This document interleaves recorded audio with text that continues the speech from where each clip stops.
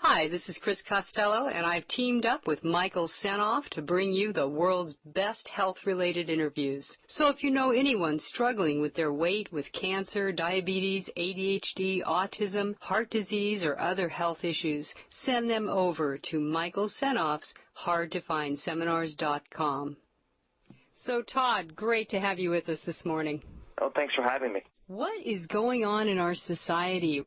There's no one answer, but we're definitely seeing a trend, what's called cohort trend, which is you're seeing an increase in the rate of the number of people with anxiety problems and depression from each generation to the next. And so it gives us an idea to think about is what's changed over the course of time. And there's a few things that are pretty obvious. One is, we have these hardwired old brains that were designed for us to live in the Sahara Desert and just have a few people that we have to associate with in our caves, just to stick with the group because we can't attack a woolly mammoth or a saber-toothed tiger by ourselves. And now there's such a high density of people in such small spaces that we're having to read so many cues of so many people, and our brains are so attuned to being accepted and belonging into a group and not being rejected that we've got far too much stimuli that's coming at us.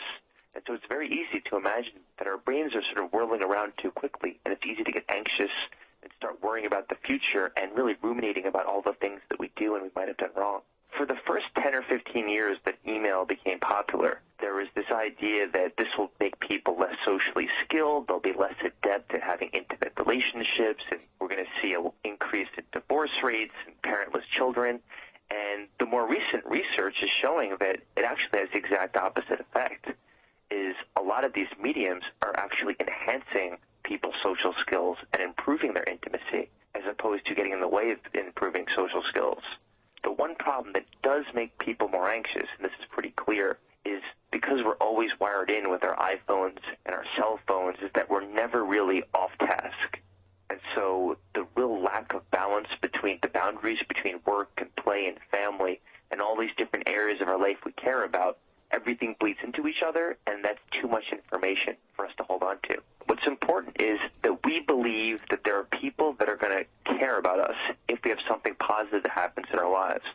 So you publish a book, you have a baby, you get a pay raise, you have an amazing piece of chocolate or truffle you've never tried before.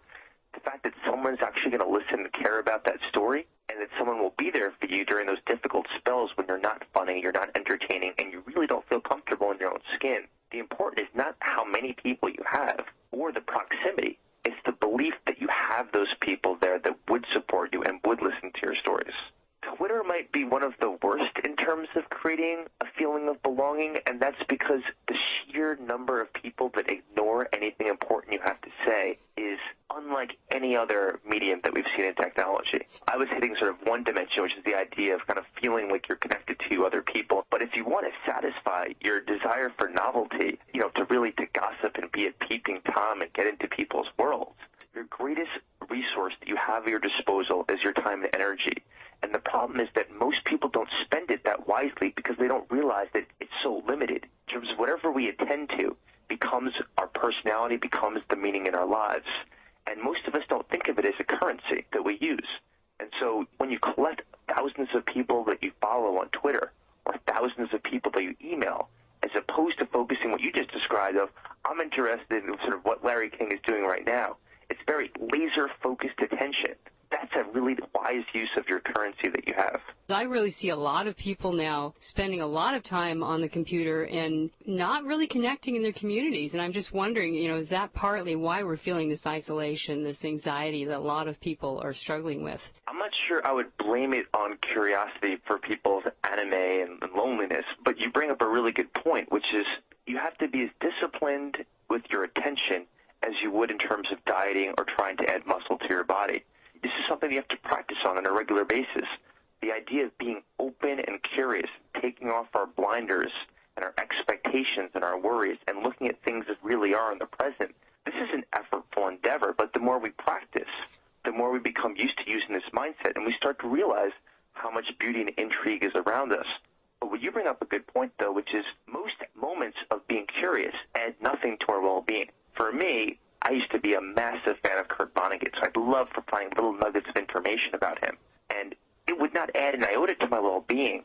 It was a nice, positive, splurge, just like having a chocolate bar, on my commute home from work. And if I find a UPS package sitting by my doorstep when I come home, of course I'm curious what's in there until I get closer and realize it's the Amazon books that I purchased last week. And so it disappears immediately, adds nothing to my well-being.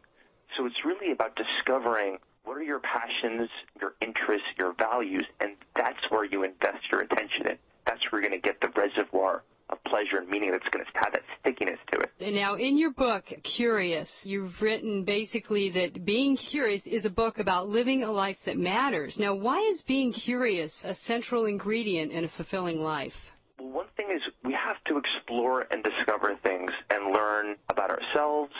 I was just mentioning sort of what we're passionate about, what our values are. If you were to ask someone just yes or no, do you know what you value? People most often will say yes.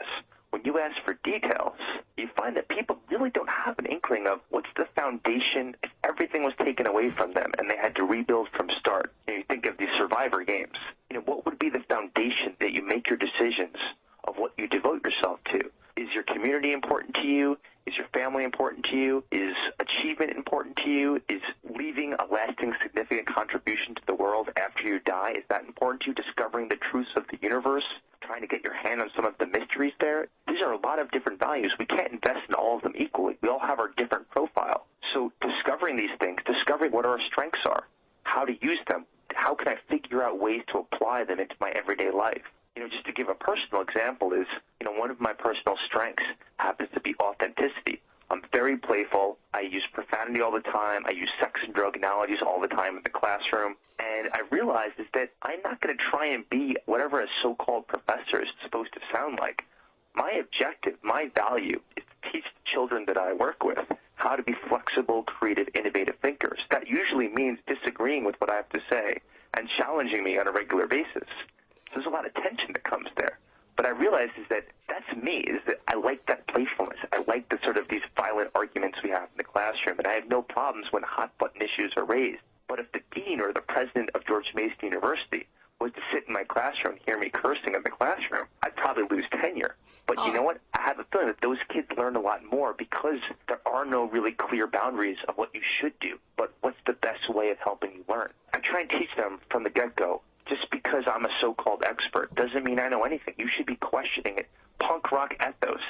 Question authority, question your parents, question everything. And then one of the things about this book was, I spent 10 years studying this topic, was I wanted to make sure it was every suggestion was backed by scientific research as opposed to my own personal opinions or, another book by a motivational guru, motivational speaker, and, some spiritual leader. What I find is I'm not against Tibetan monks. Actually, I'm a big fan of them. But I'm always amazed when the Dalai Lama is on Larry King or some other show and someone calls in to ask them for relationship advice on their love life. And I think to myself, these are people that are celibate that have decided to master consciousness so they don't have to worry about sex and picking up people in bars and figuring out all the conflicts of fighting of, who should be cuddled afterwards or not. And how, from their point of view and their limited observation, why would you trust them over your neighbor? You have to have some experiences, though.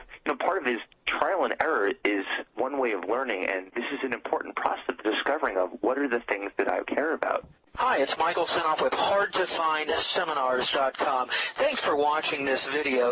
Many of my interviews last 30 minutes, 40 minutes, an hour, sometimes even up to 2.5 hours long. They're actual mini seminars, and you've just listened to a short sample of just one of over 117 hours of exciting, hard-hitting, mind-blowing interviews on how to make money in direct mail, advertising, copywriting. I assure you, there is not a resource anywhere on the internet or on the planet that comes close to the free information I provide at HardToFindSeminars.com. So go right now to HardToFindSeminars.com and you'll have free access to 117 hours of audio interviews with typed word-for-word downloadable transcripts and downloadable MP3 files. Please browse some more of the videos or go right directly to HardToFindSeminars.com. Thanks for watching.